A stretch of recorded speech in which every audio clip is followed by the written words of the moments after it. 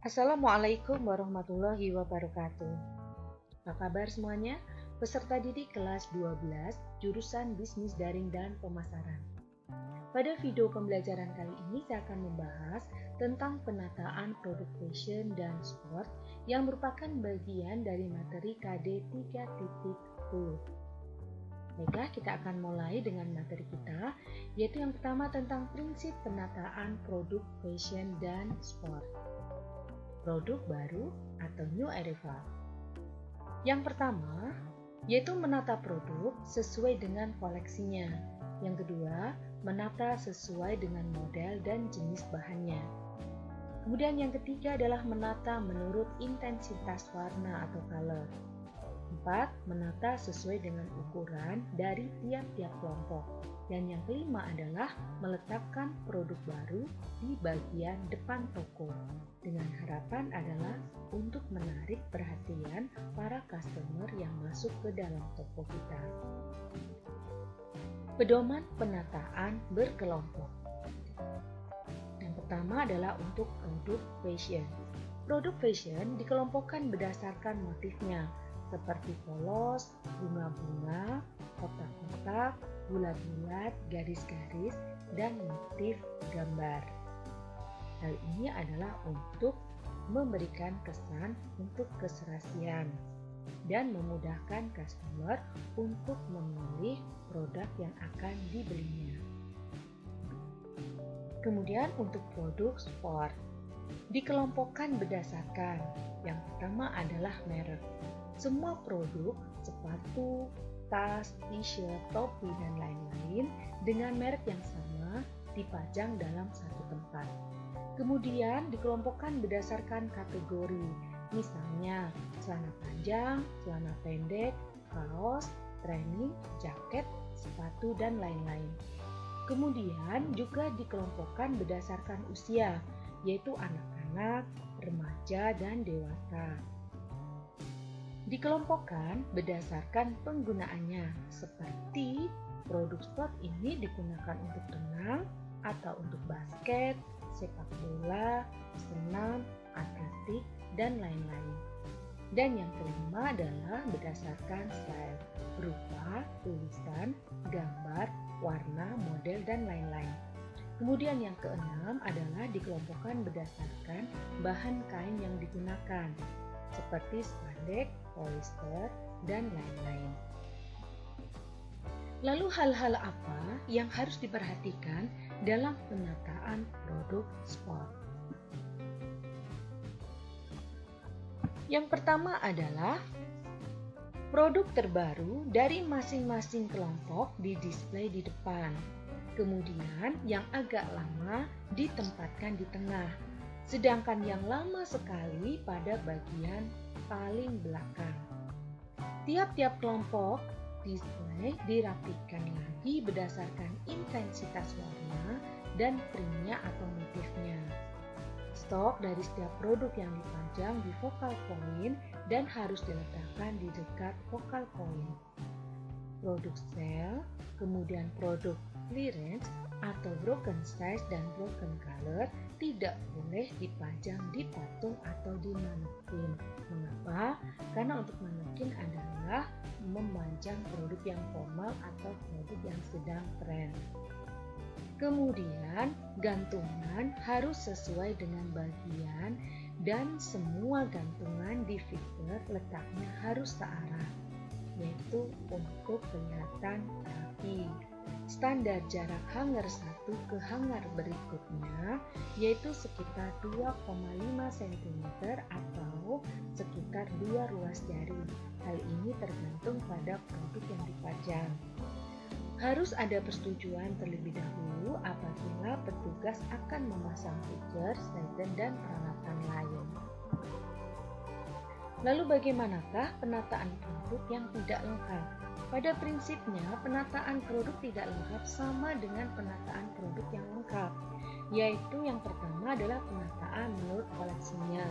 Yang kedua, penataan menurut model dan jenis motif atau style. Yang ketiga, penataan menurut intensitas warna. Dan yang keempat adalah penataan menurut ukuran atau size-nya. Sekarang, bagaimanakah penataan produk untuk pengguna dengan menggunakan wagon dan tabel promo? Pengguna wagon display di setiap area harus didampingi dengan T-stand untuk memajang sebagian besar dari isi wagon. Dengan T-stand yang ada di sampingnya, maka produk yang ada di wagon akan lebih kelihatan warnanya, model, size, jenis motif, dan lain-lain.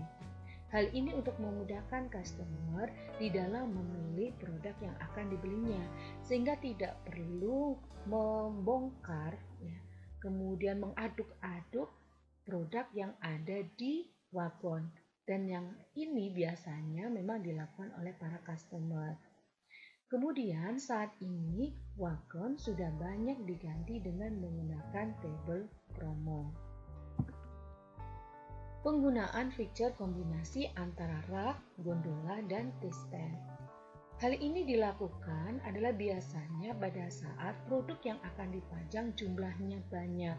Hal ini dilakukan pada saat-saat tertentu, misalkan pada saat menjelang hari raya, di mana toko harus memajang banyak sekali produk.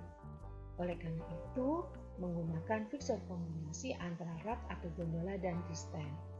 Dengan cara usahakan produk dapat tampil tampak depan, sehingga model, warna, dan ukurannya jelas. Apabila cara pertama sudah dilakukan tetapi stok masih banyak, maka susunlah display yang tampak dari samping. Apabila cara pertama dan cara kedua sudah dilakukan, ternyata stok masih banyak, maka susunlah display dengan melipat produk. Nah, untuk contohnya bisa lihat gambar yang ada di samping. Penggunaan bracket dan hook khusus di pilar. Tujuan agar semua produk yang dipajang menghadap ke depan dan dilihat dari semua sisi pilar. Bracket dan hook yang berada di fixture dilepas, kemudian permukaan fixture tersebut diganti fungsinya menjadi focal point dengan menggunakan gantungan susun atau ditambah dengan body display atau tampilan menghadap ke depan atau face out. Kemudian mengurangi fixture yang ada di counter, kemudian ditata ulang dengan jarak penataan yang lebih lebar dan lenggang. Rak atau hambalan diganti dengan media T-stand tunggal atau ganda dan ditata menurut prinsip penataan yang berlaku. Kita lanjut. Untuk kriteria penataan produk fashion dan sport.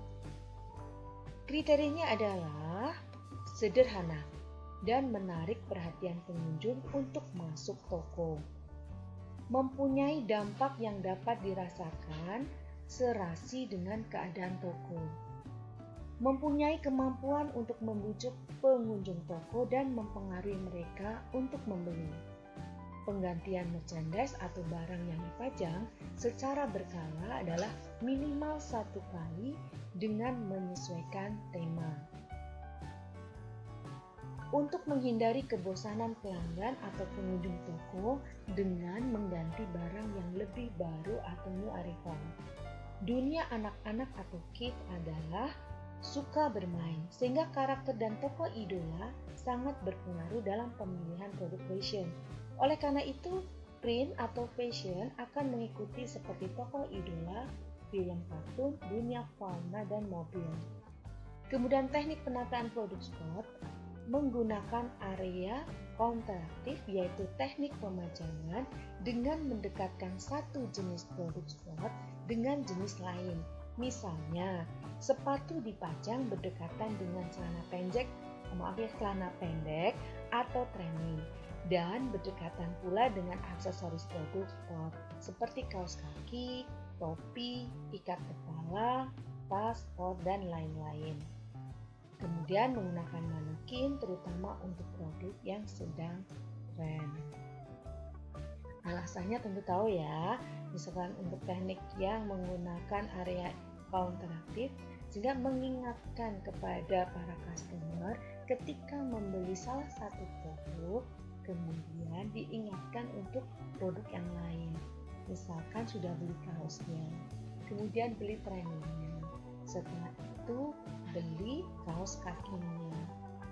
Kemudian apa lagi? Kemungkinan aksesoris yang lain seperti sepatu dan lain-lain. Baiklah, kita lanjutkan ke penataan produk pendukung fashion dan sport. Yang pertama yaitu sepatu dan sandal dewasa. Dikelompokkan menurut jenisnya, laki-laki dan perempuan. Kemudian produk yang dipajang adalah sepatu atau sandal yang sebelah kanan. Mengapa? Karena pada umumnya kita menggunakan kaki sebelah kanan ya ketika kita akan mencoba sepatu. Itu karena unsur kebiasaan. Kemudian memajang jenis ukuran sepatu atau sandal yang sering dipakai. Jenis ukuran, pada umumnya orang dewasa menggunakan ukuran nomor antara 37, 38, 39. Nah, nomor-nomor itulah yang biasanya sering dipajang. Kemudian, menempelkan label harga di bawah sol dekat hak sepatu. Hal ini dilakukan adalah supaya sepatunya tidak rusak dengan pemasangan label. Kemudian, memberi tanda pada dus pasangan dari sepatu. Hal ini memudahkan ketika seorang customer memilih sepatunya untuk mendapatkan pasangannya. Maka pramuniaga dengan cepat akan mengambilnya. Kemudian memastikan pajangan selalu di stok dan terjaga kebersihannya. Kemudian mengembalikan pajangan ke tempatnya setelah terjadi pemesanan.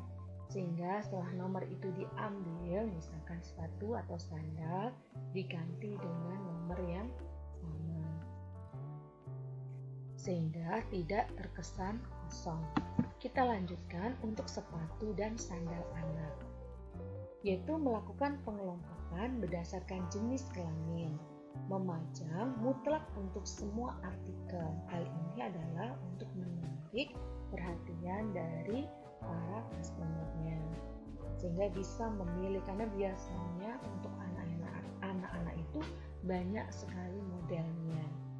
Kemudian produk sepatu yang dipajang adalah yang sebelah kanan. Menempel label harga di bawah sol dekat hak sepatu. Dan berikutnya, memastikan label pada produk sudah tertempel sebelum produk dipajang. Kita lanjutkan, yaitu untuk sepatu bayi dan balita. Pemajangan sepatu bayi lebih sederhana tahapannya karena tidak memiliki banyak jenis. Pemajangan dilakukan dengan cara sebagai berikut, yaitu pemajangan mutlak untuk semua artikel. Disarankan pemajangan digantung berdasarkan warna dan model. Kalian bisa lihat contoh yang ada pada gambar di samping. Lalu sekarang bagaimanakah pemajangan untuk tas? Tas diletakkan di atas sambalan atau bisa dengan menggunakan tabel presentasi atau juga bisa menggunakan pilar ya. Disesuaikan berdasarkan ukuran, jenis, dan warna. Kemudian label harga dicantumkan, dilakukan di name tag yang diletakkan pada tas. Tali tas dimasukkan ke dalam tas atau diikat dengan rapi.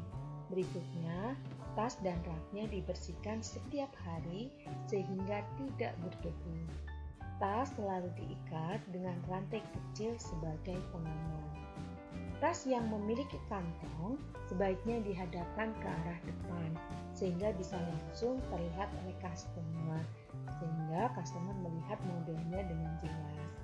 Dan brand adalah daya jual suatu produk, sehingga pemjualan brand tas dengan dihadapkan ke depan sehingga bisa langsung terlihat oleh para customer.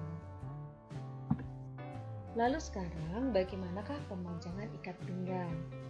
Produk biasanya digantung dan dipajang untuk semua artikel kecuali pemajangan yang menggunakan meja atau di atas meja display. Fokus terletak warna pada fokus terletak pada warna dan model kepala sabuknya, sehingga biasanya pemandangannya kepala sabuk berada di atas. Dan penempatan counter diusahakan dekat dengan counter tas dan sepatu. Hal ini biasanya orang yang membeli produk akan mematchkan, akan menyerasikan dengan produk-produk yang lain.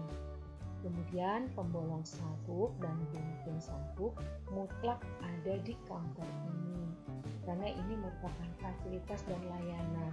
Ketika seseorang atau customer mencoba sabuk, mungkin kurang lubangnya terlalu lebar atau terlalu panjang, terlalu longgar.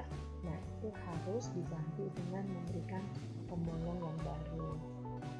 Atau mungkin sabuknya terlalu panjang sehingga perlu disunting. Lalu bagaimanakah pemajangan untuk aksesorisnya? Aksesoris biasanya dipajang, close, dan open display. Untuk aksesoris yang harganya mahal dengan teknik close display. Dan untuk aksesoris harga relatif tidak mahal dengan menggunakan open display yang dipajang pada single box atau wall display. Pemajangan diatur sedemikian rupa sehingga terlihat menarik dan efisien. Apabila barang-barang yang dipajang di showcase, maka showcase, lampu dan kunci harus tersedia. Lampu adalah untuk menarik supaya kelihatan terang dan cantik. Kemudian sediakan aksesoris secara lengkap dengan variasi tingkatan harga. Nah, demikianlah tadi pembahasan tentang penataan produk PC dan stok. Terima kasih dan sampai jumpa untuk video pembelajaran berikutnya. Assalamualaikum warahmatullahi wabarakatuh.